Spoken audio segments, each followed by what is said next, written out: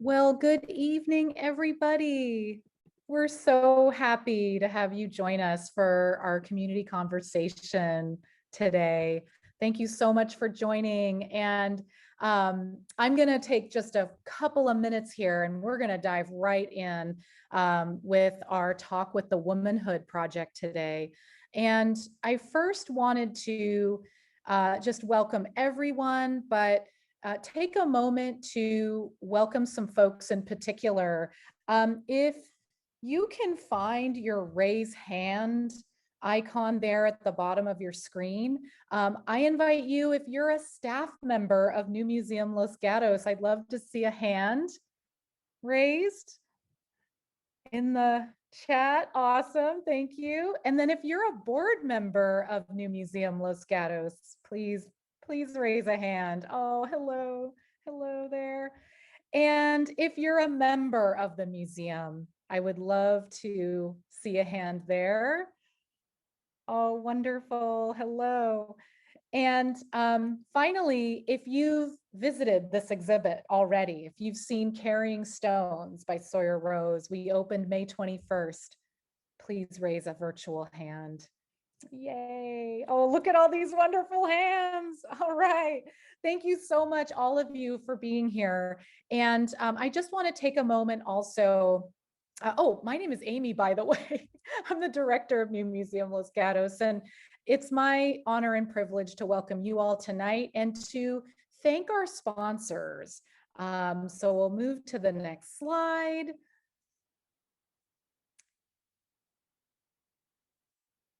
We would like to thank the sponsors for our virtual programs. Without these supporters, we would not have been able to deliver all of these amazing Zoom programs that hopefully many of you have participated in over the past few months. Of course, in person soon. We're looking forward to that. But thank you to Badger Meter with additional support from Silicon Valley Community Foundation, SV Creates, and the County of Santa Clara. And moving on to our next slide, where I would love to thank our sponsors of Carrying Stones with artist Sawyer Rose, 6 Cents, with additional support from the town of Los Gatos, the Borganic Foundation, Jan Swartz and Bob Baden, the Kelly family, Wanda Kaunacki, the Michael and Elise Parsons Foundation, the County of Santa Clara Commission on the Status of Women, and the San Jose Women's Club. All of these wonderful supporters have made Carrying Stones possible. So with all of those thank yous and gratitude, I'm going to pass the mic to Michelle, who's going to tell us a lot more about this evening's program. Thank you. Thank you, Amy. Welcome, everyone. My name is Michelle, and I'm the Education Programs Manager at the museum. And I'm so excited about today's conversation featuring the Womanhood Project. And I'll start by sharing this brief description, although we're going to learn so much more in a bit. Womanhood, a project of Arts Builds Community, is an arts-based initiative that explores different ways to commemorate women from all intersectional identities and their significant contributions to the region and beyond. And I just want to pause and speak briefly about how this conversation came to be. We met the Womanhood Project and we were so excited because our goals are so aligned in the content that we're exploring and the ideas that we are exploring. Currently on view at the museum, we have Sawyer Rose Carrying Stones, which is an exhibition that uses data visualization to tell the story of systematic and pervasive inequalities that women face. If the slides could come back on for a moment, I just want to show an example of Sawyer's work. So tonight we're joined by 3 wonderful guest speakers, Amanda Rawson, who is the Project and Research Director of the Womanhood Project, Quinn Mai Win, the Creative Director of the Womanhood Project, and Julie Ramirez, who is the current Interim Director for the County of Santa Clara Office of Women's Policy, which is so wonderful. And I just want to also mention that tonight we're going to be exploring many different questions, and there will be time to answer audience questions. So if a question comes to mind for any of us during this program, please enter it in the chat or in the Q&A feature, and at the end we can get to your questions. We're going to be talking about how art and policy can honor women's work at an individual, institutional, and collective level. And also, we're going to be talking about how the arts can make the invisible visible. So for now, I'll leave it at that. I encourage you to come visit the museum. I'll post our hours in the chat for all of you. And I'm going to turn it over to our lovely panelists to introduce themselves a bit more fully. Hello, everyone. My name is Amanda Rawson. I work with Art Builds Community as a researcher with a background in art history. And I am a resident of Santa Clara County. I live in San Jose, and I'm really excited to be here today and share one of the projects Art Builds Community has the privilege to be working on in collaboration with the Office of Women's Policy, Womenhood. So. Hi, my name is Gwen Mai Nguyen, and I work with Amanda for Art Builds Community with creative direction, working on many awesome projects for communities, cities, working with public art and community engagement. And I also live in San Jose, where I'm also a community organizer, a poet, and artist. Good afternoon, folks. My name is Julie Ramirez. I am the interim director for the County of Santa Clara, Office of Women's Policy, and it is such an honor to be here today and to be a partner with this project, carrying on the vision of our supervisors to uplift and empower women through art. So I've been in this role for about a month, but I'm no stranger to the county. I have been with the county for almost 10 years and was with the Office of Women's Policy for about 8 years, and took a quick departure for almost 2 years to help start up the Office of Gender-Based Violence Prevention. And what I've come, when I came back to serve as interim, as I'm reflecting on the role of art, I just really appreciate that art can play a role to heal our community. And I'm really looking forward to having that conversation today. Thank you so much. Exactly that. The arts really provides a meaningful space for important conversations to be had. So we're so happy to have you here with us. And I'd like to invite Amanda and Quinn Mai to share more about the Womanhood Project so we can all learn a bit more together.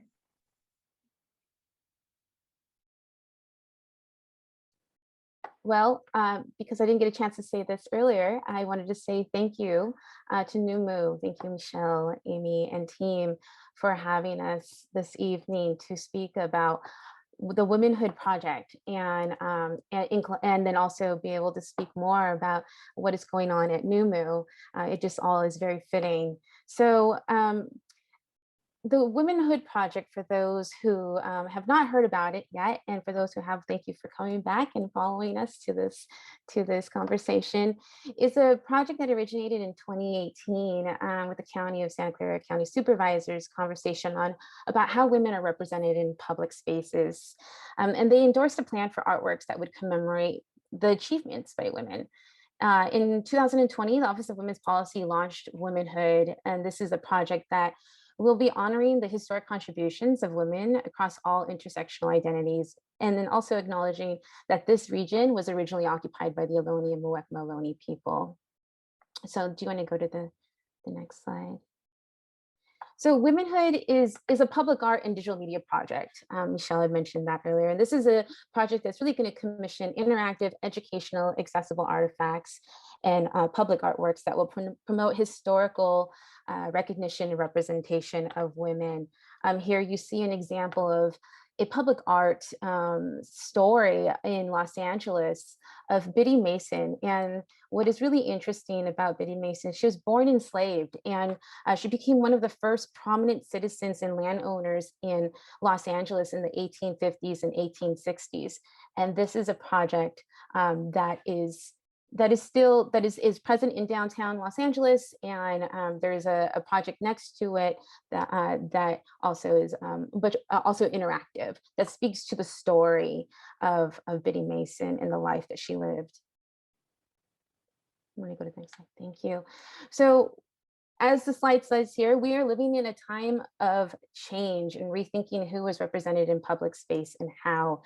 There are a tremendous amount of stories to share about women in our county, women who have not been acknowledged, or women who have kind of been behind the scenes of these individuals that have had the spotlight. And so with this project, one of the goals is really to publicly honor these diverse histories through public art, both temporary and eventually permanent. Next slide, please. As we all know, we are coming out of, or we are in, I guess still, as we hear about the new Delta variant, pandemic, the COVID pandemic, and the civil unrest and economic hardships of 2020. So right now is the opportunity for change in the way that we tell stories, in the way that we highlight individuals, particularly women, right now in our county, which is a very large county. And so this is a project that will recognize a vast geography, which we will share in the next slides.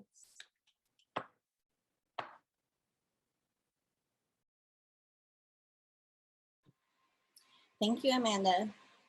And thank you, NUMU, for inviting us.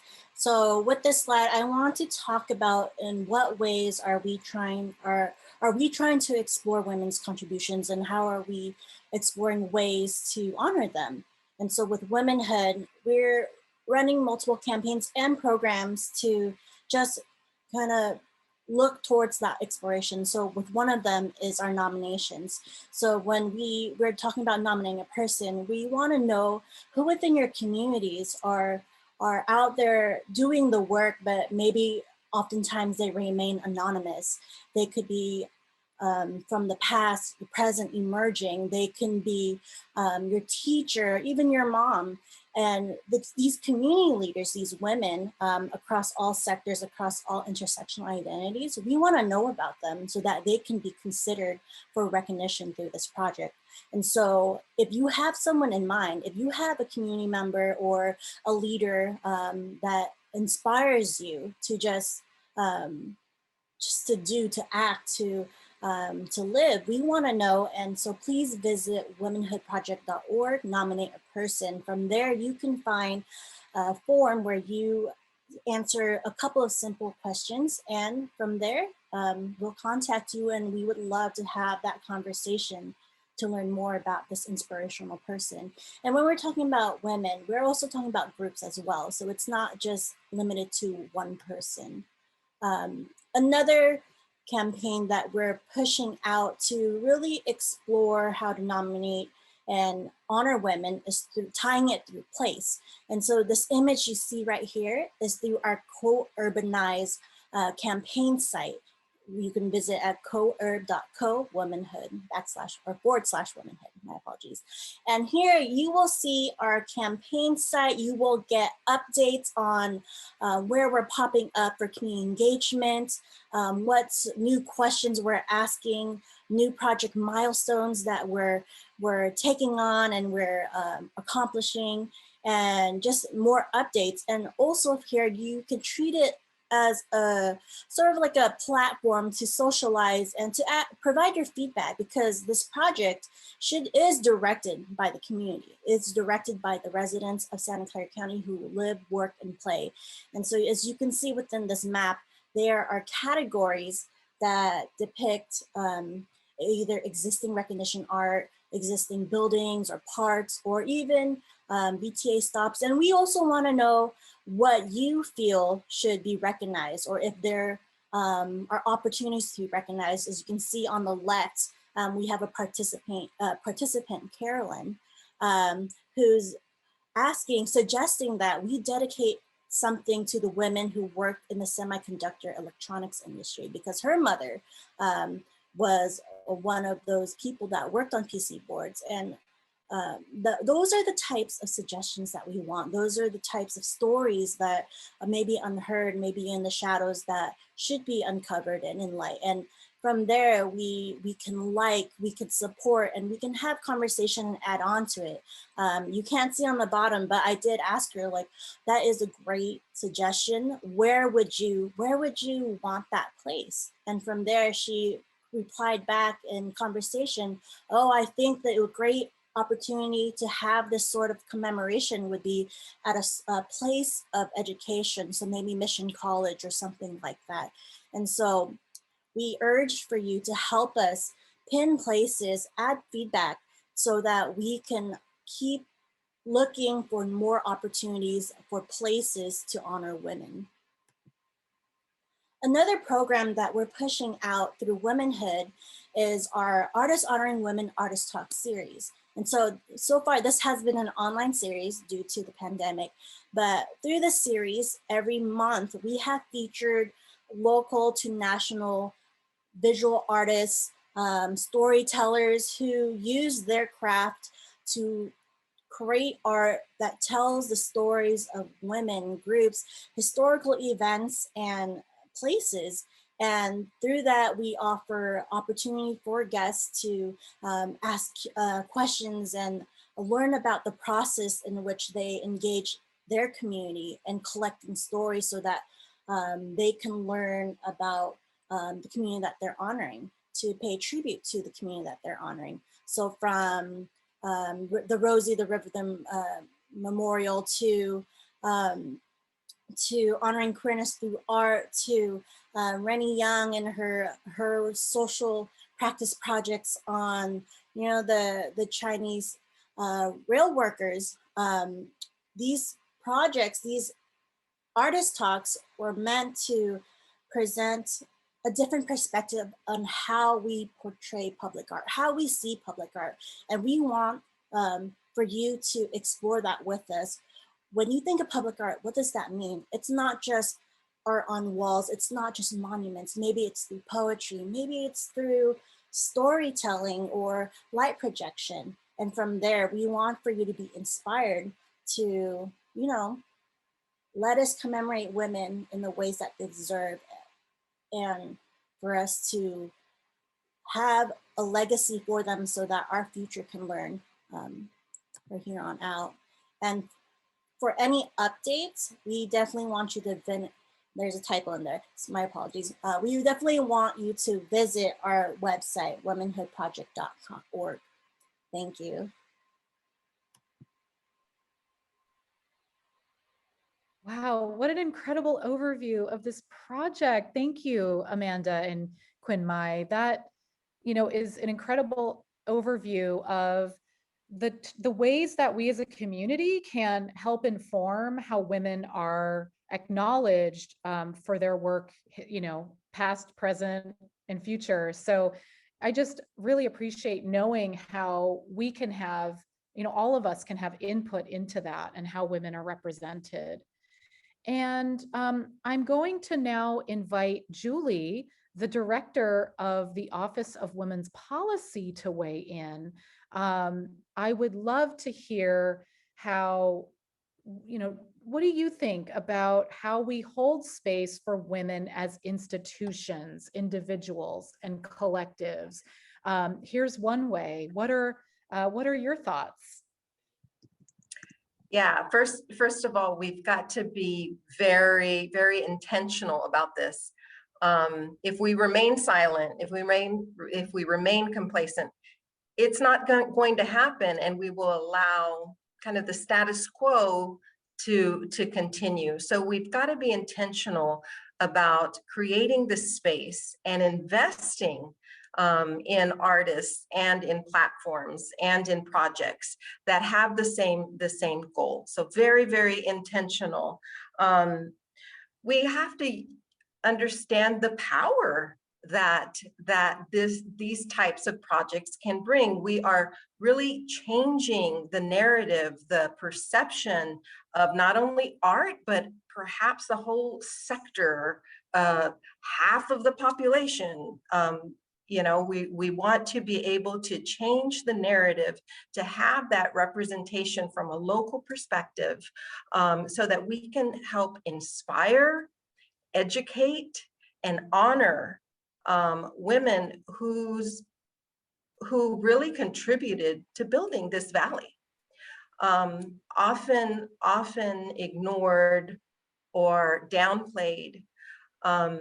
But when, from an equity lens, if we pause to ask, why isn't half the population represented in public art? Or extend that conversation to say, why isn't half the population represented on executive boards or in leadership positions?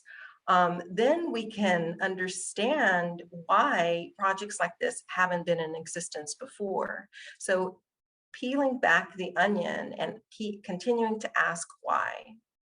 Understanding the power of art and investing in leadership roles and leadership pipelines for women, so that we can continue to build these types of projects in the future to where it's mainstream and it's kind of par for course, and it's not an unusual thing. We want it to be part of our everyday lives. And of course, women will be represented. And of course, people of color will be represented. And of course, all sectors will be represented and honored. We want to get there. But in order to get there, we must be very intentional. We have to be very vocal. And we have to have these brave conversations to, one, recognize that there is a void. And two, to say that's not right. So we're very fortunate to have Supervisor Chavez initiate this concept for us back in 2018 to call it out and say it's not acceptable. And the other supervisors on the board also getting behind and supporting this initiative. So now we're turning it to the community to really say who should be depicted in some of these projects and where should they be. So that community engagement piece is the piece I think that really makes this project extraordinary. It just takes it to the next level. Wow. So much of what you said, it's really nice to hear about that process that went into creating this project and how there's these two branches. There's at the institutional level, calling out what's not there, that very important work of just being so honest, and then listening to the community. And I love that the Womanhood Project is asking for anyone and everyone to nominate these stories, which actually ties into my next question for all of you. If you feel like you have some thoughts, I'm curious for Amanda and Quinn Mai, as you are doing your research and as your project is evolving, what stories are you finding really need to be told? Like, what's kind of coming to the surface as what's missing? And yeah, I'd just love to hear more about your process in terms of wading through. There's so many stories, and we at the museum are really interested in this topic as well, both on the side of art and history, this idea of untold stories and really giving a voice and giving a platform to pieces of our collective history that have kind of been overlooked for too long and not recognized enough. Yeah. Yeah, that's a great question. Thank you, Michelle. You know, at the beginning of this project, when we started doing the research, that was the work we began prior to making this a public project.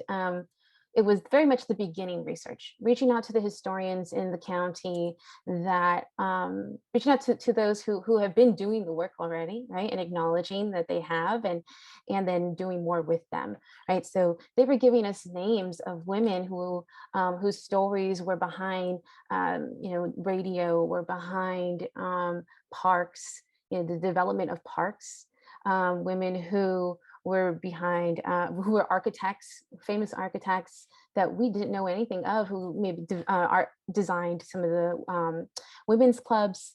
You know, we have learned about women who have really fought maybe in the in East San Jose, the mothers who were fighting for better schools, and labor. Quinn, do you want to add any more? I mean, we have Yeah, heard so many already. So I know that it's the research was very interesting because as we were doing some of the research to just identify the existing public art pieces within the county that honor women, whether that's buildings or streets, we've noticed that a lot of times when you go to these places, there aren't context to them. When you look at certain street names, like say for example, I think it's Mary Street or Mary Avenue, like who is this person? There are a lot of schools named after women too, and yet there are no plaques in the front that tell us about these stories and why. And so that's what we want for womanhood too, is to not only create more existing public artwork that commemorate women, but also look for the existing ones and provide that context because they're out there. yes, absolutely. And you know, when you go to that co-urbanized map and you look at that a little bit more, you see how large our county is. You know, there's still so many stories out there that we haven't learned or we haven't had a chance to hear from, hear from the communities, such as the aunties, the grandmothers, the mothers that were part of communities. I live here in Japantown, and learning about the midwives here that were using a building that I see now as an apartment building. Stories such as that. It's really been incredible. Thanks so much. I love what you mentioned about street signs, because there's been so many times that I'll see something like that and you just have no context. Like there's just so many moments. Absolutely, Yeah. absolutely. We had a chance to visit NUMU earlier in the beginning of I think around spring, and had a chance to see Sawyer's the exhibition, and amazing. I mean, it really blew us away. And just being able to share the stories of women and women's work and the work that women are doing, and the inequalities there, and so forth. And so, I think what we were curious is, how did you come to select Sawyer's work, and what have you been learning through this exhibition, your staff, or what have you been hearing people share? Thank you for asking that, Amanda. We will love to talk about that. Really, as we were reopening the museum, it became clear that this was such an amazing exhibition to reopen with, and such an important topic to talk with our audience about, particularly because I know many women who have childcare duties, domestic responsibilities, who work outside the home were disproportionately affected by the pandemic. And many women left the workforce as a result, having to tend to their children's distance learning, or, being the lower wage earners. It was only natural, logical that they would be the ones to take the fall in order to caretake the home and the children. So that kind of idea, that moment that we're in, talking about unpaid labor, which is what Sawyer's show really unpacks for us, I thought was such a wonderful connection. And I'm so grateful for the team that came before me who put that show into motion.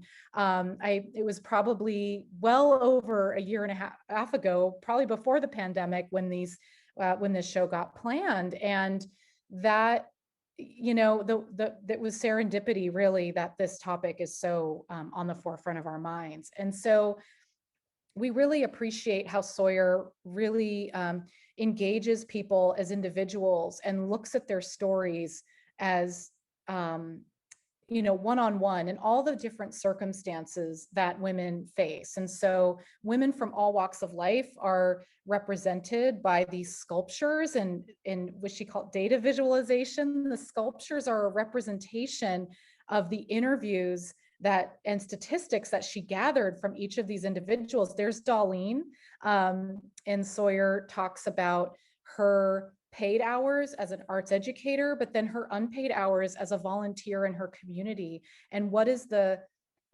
role of those hours? How do we value that time? Has been an incredible conversation to have with our visitors. Sawyer has mentioned this, and I've heard it too, all of us have, that a lot of times people come and see the show and learn about this concept of unpaid labor, and it's like a light bulb goes off. It's like, wow, I hadn't thought of it that way before, that I've got my paid hours of the job I do day to day, and then I go home and I work some more and I don't get paid for it.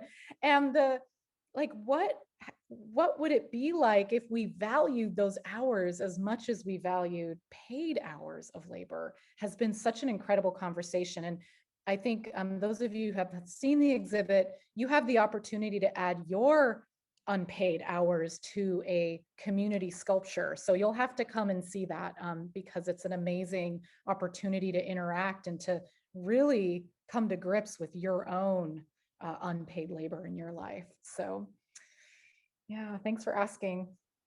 I also want to mention, with each group that we talk to as we show this show to visitors, I notice new layers to Sawyer's work around the materials she uses and the questions that evokes for people. We all notice these different materials in new ways, and just constantly I'm finding myself reflecting on branches of these questions, and also realizing that it's such a shared experience. Like, I think we don't reflect enough on how all of us really do experience similarities in how we juggle everything that we do, especially in the arts and especially as women.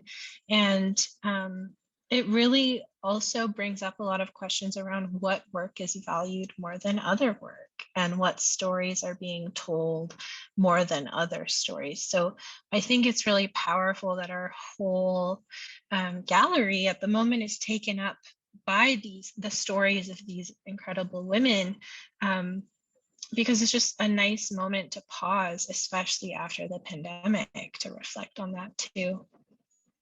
So thanks for asking that. Great.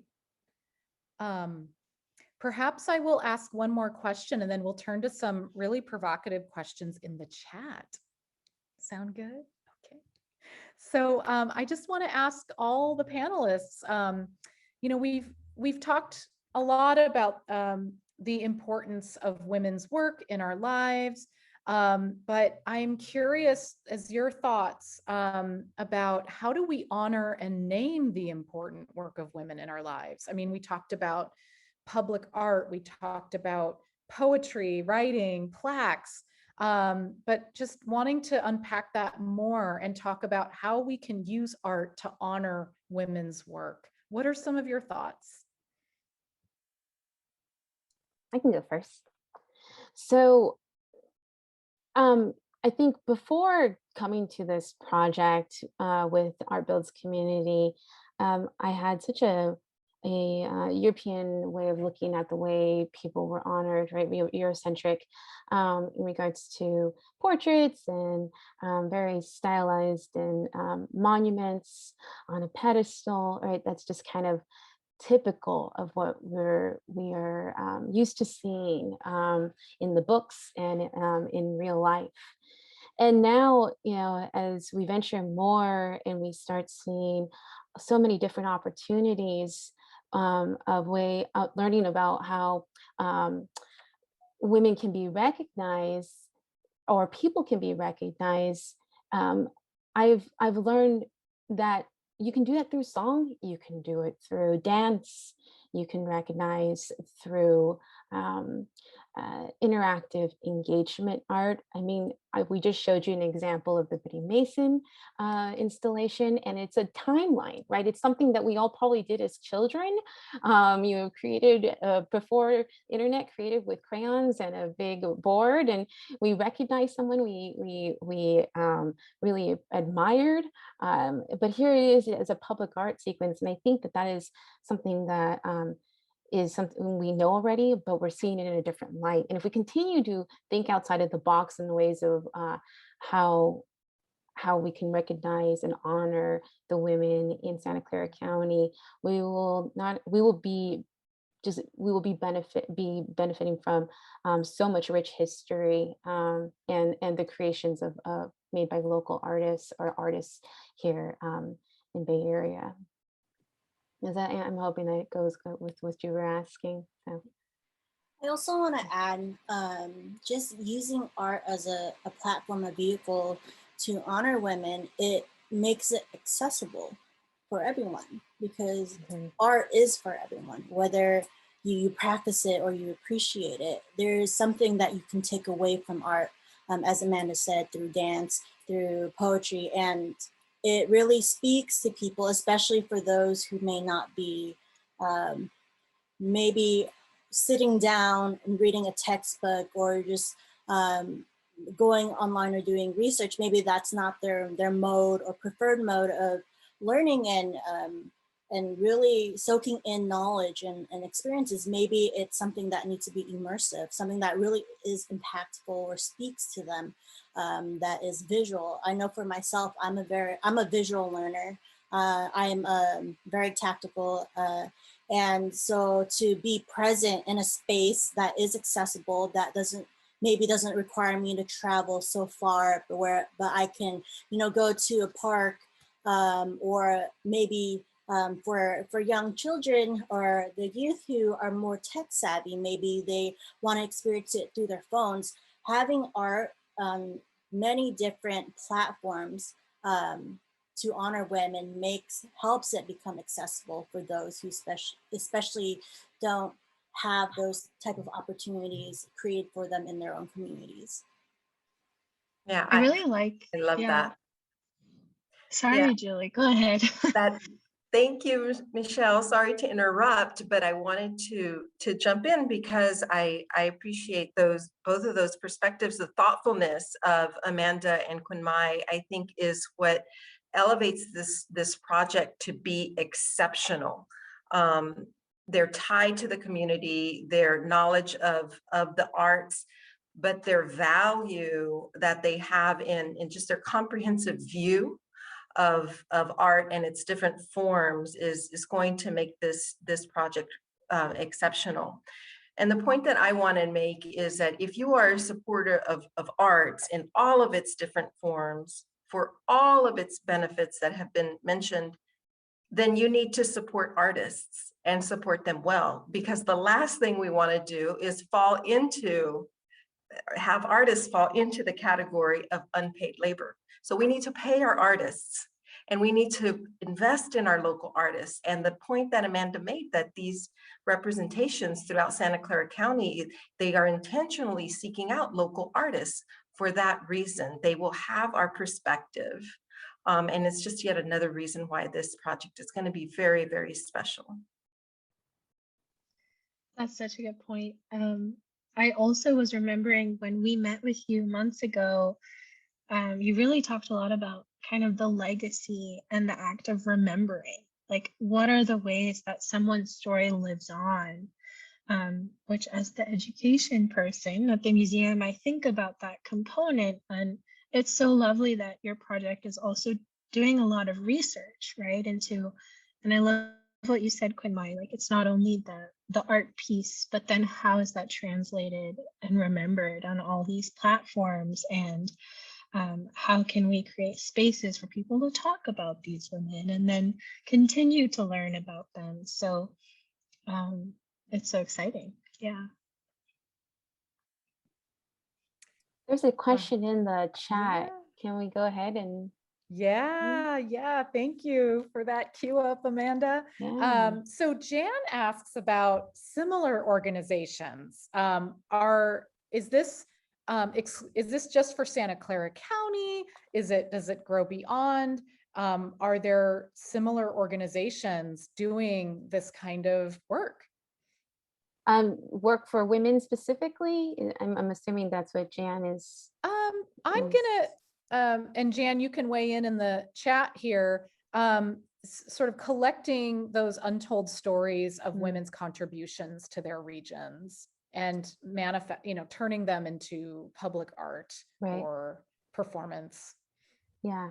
So, one of our goals, and we've been in communications with a couple of other cities in the California, is to move this project forward into to other locations.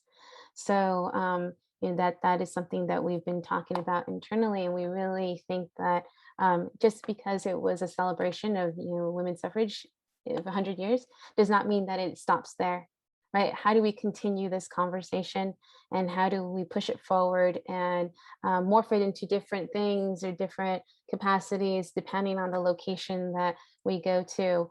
Right now, Jan, we see that there's so much conversation regarding recognizing people, right, in the United States, and it's been very very conflicting conversations going on. And I think because of that, there are probably other groups like ours. We are a business, so we are a women-owned, led business, Art Builds Community.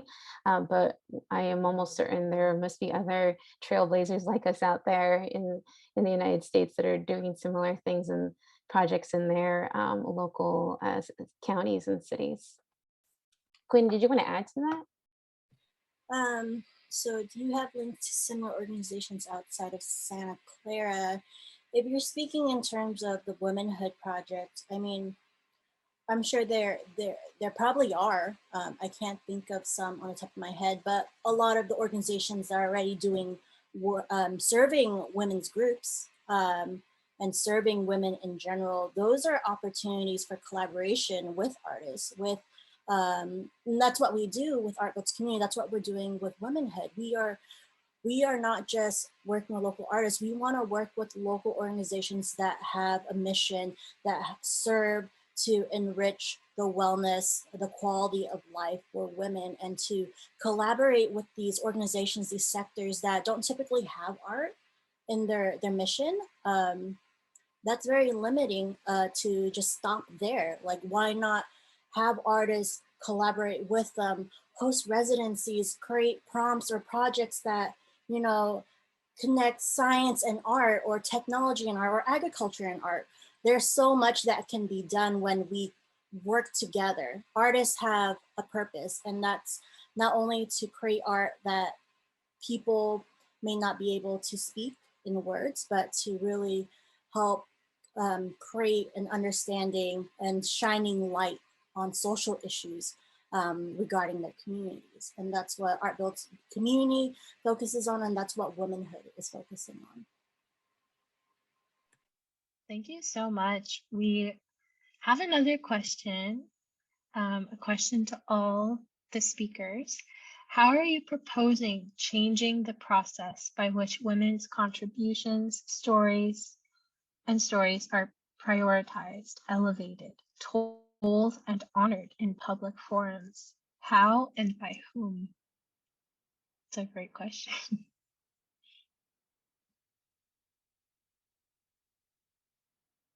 Womanhood Project? We can talk about what we've done so far. Mm-hmm. So, so far, what we have been able to hold introductions to the project, where we've invited people to listen in on what this project is, and what we are trying to get from it, and what our goals are. And actually, similar question came up, and this similar question came up a number of times. And really, the process is to go out to the community. I think the most important part of this project is community engagement.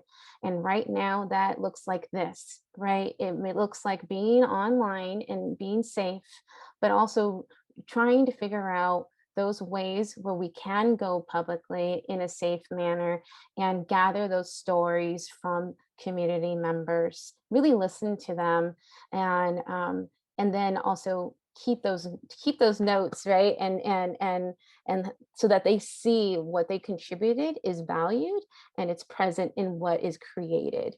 How are we prioritizing and elevating? How are we prioritizing? So part of this project is temporary artwork. And in the end, it becomes permanent. There'll be 6 permanent artworks that will memorialize women's contributions to the county.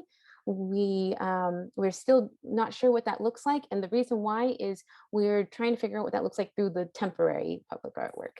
So the temporary will really help us understand, in collaboration with an advisory committee that we are working on right now with the Office of Women's Policy and the supervisors, to understand who it is that we want to move forward with, and getting the feedback from community.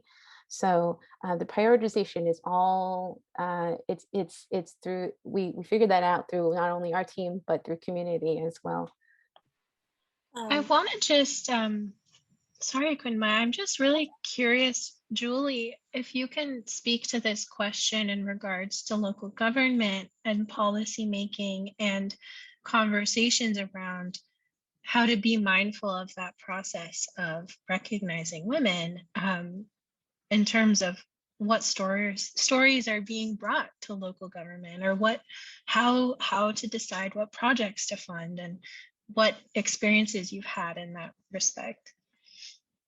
Yeah, I can speak for Santa Clara County. Has been prioritizing art for many decades. We work with the with a local nonprofit that serves as an art agency to the county provides funds, and then funds are distributed to local artists to have the capacity to build some projects locally, and that's been an ongoing project for several years. Most recently, the county also expanded that fund to respond to COVID and the detrimental impact that it has had on local artists, and that fund was given an extra $500,000 so that we could respond to artists who have really suffered through this time, as many other folks, businesses as well, suffered during the pandemic because everything was shut down. So we prioritize art already. The fact that this project is focused on women, again, it's very intentional. So it's taking that macro view and seeing what are those investments currently, and then what's missing. It was called out back in 2018 that there's a few representations of women, and furthermore, people of color, and those industries that are often less talked about, but our valley is built on, and that was called out. So you have to have those conversations with your representatives. They have to bring it forward, and there are avenues to make these projects a reality.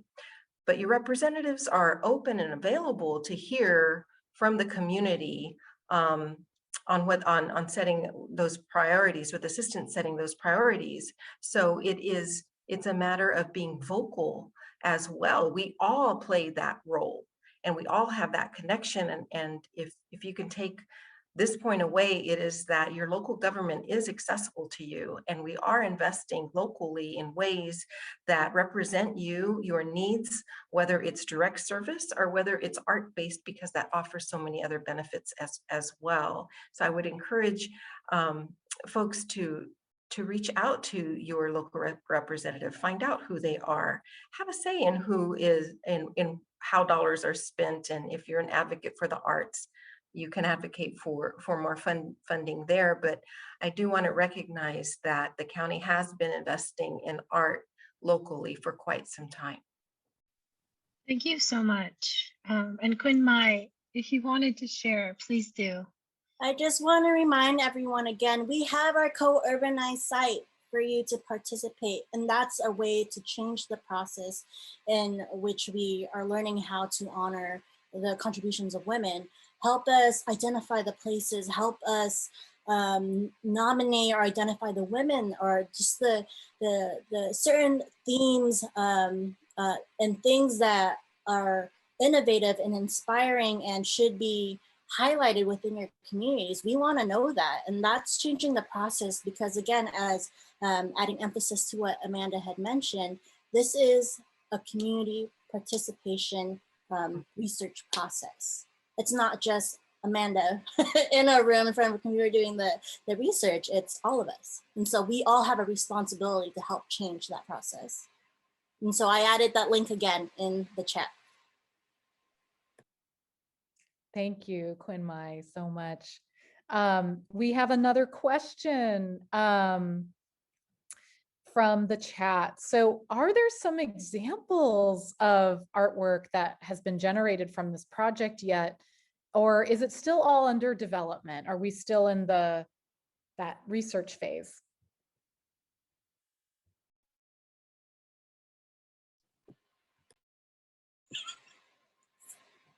Sorry, I didn't mean to play the muting tag game with you, Amanda. We are currently under development, searching for more grants, more partnerships with organizations across the county who want to partner with us in these grants to make these projects and take them into fruition.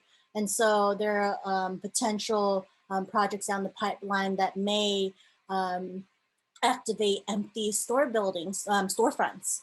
There are opportunities down the pipeline that may create temporary banners outside that honor women, and working with potential fiber artists to do so, and community. And so those are some projects that are in the talks and works, and there's much more. And so please visit our website, follow our social media just to get those updates. We do have our newsletters as well. I want to add to this project, the conversations began in 2018, and we all know that things kind of went to a standstill 2020. So, we aren't at that artwork phase quite yet that we had wanted to be at this point, but because things slowed down, we aren't there.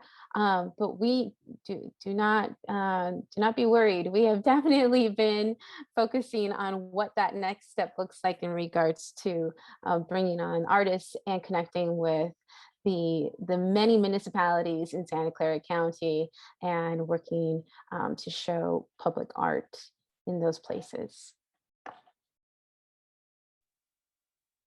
Wonderful, thank you. I just can't help but make a connection here.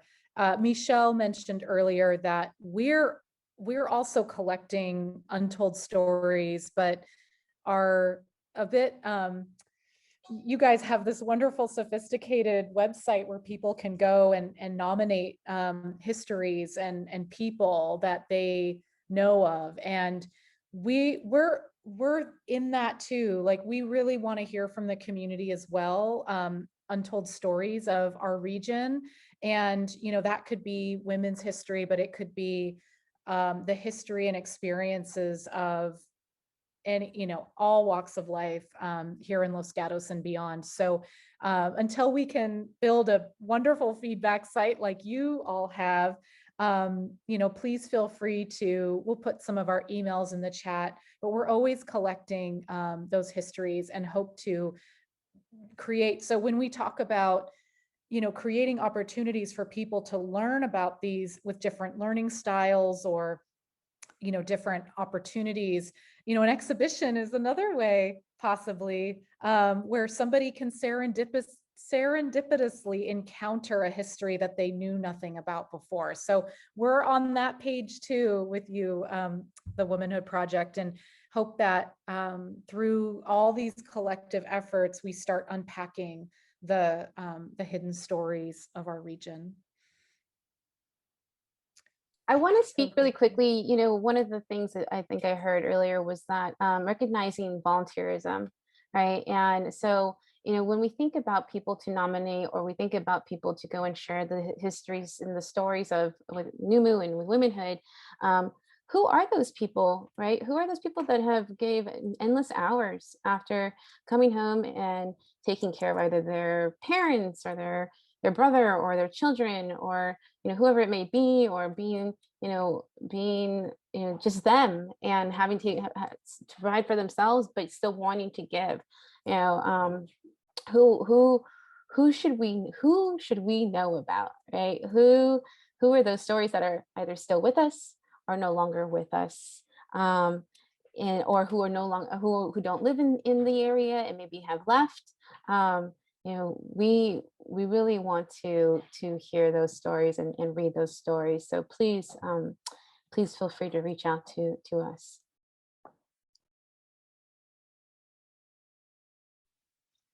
Thank you. Do any of our panelists have any final thoughts or questions? Maybe one more question before we wrap up. Wow. I want to say a big thank you. This was so lovely. I'm just going to share my screen. I want to just highlight that the museum is open Thursdays from 3 to 8 p.m. and Fridays through Sundays from 10 to 4.